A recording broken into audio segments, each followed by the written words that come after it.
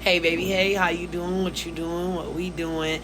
I have tried to look for the video where I originally posted and talked about it, but clearly I'm gonna have to just tell you the story again because I cannot find it. I do apologize that you're going through that, but I love you, my sister. I love you, my sister. Listen, PCOS is one of them things that I don't wish on nobody, not even my worst enemy, okay, baby? When I first started getting my menstrual or my lady time or my period or whatever you ladies like to call it, I like to personally call it lady time. When I first started getting my lady time, it was sporadic. It was like once every 3 months or something like that, yada yada. So I was really pushing my doctors and my OBGYN and even my mom, like, let's figure out what the hell is going on because I know for a fact it's supposed to be here every month. I just went through health class last year. You know what I'm saying?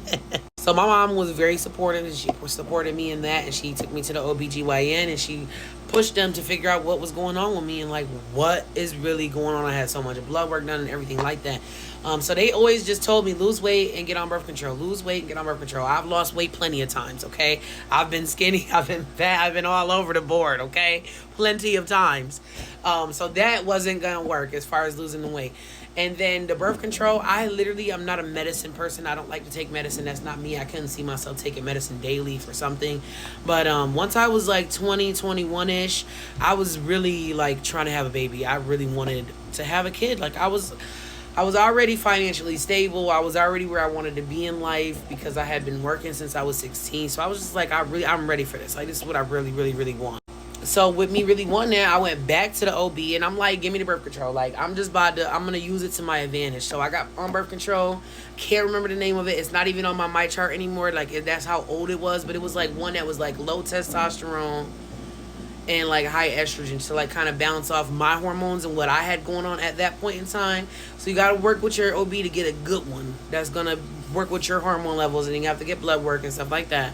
First of all. So then once you get the right birth control that's going to work for you, make sure you're on a good schedule with it. Having PCOS, you have to make sure you eat breakfast. It has to be a good breakfast too. So you eat breakfast, you take your medicine. You eat breakfast, you take your birth control. You have to be on that routine every single day. So I was on it for 6 months straight. I ate breakfast early in the morning. I made sure I took my birth control. I drank a lot of water and I lost a little weight. I stopped drinking. I stopped smoking. And that was for the first 6 months. Okay, then I got off for 2 months. And my period came when I got off. It came that first month, but that second month, it didn't come back like it was supposed to. So I got back on it for another 6 months. And I was still in my same routine, having breakfast, taking my birth control in the morning, breakfast, birth control, like I was on it, every day for those next 6 months. I got off of it. That first month it came back.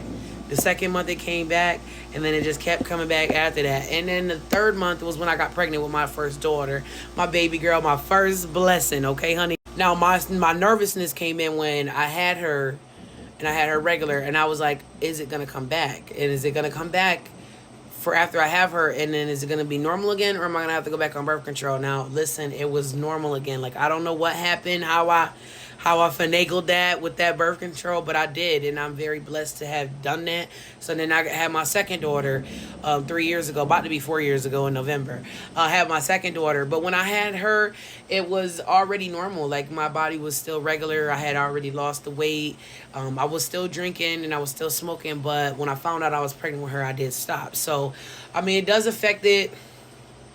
It does affect it when you be drinking because the amount of sugar that's in alcohol, it will affect your PCOS because it's sugar.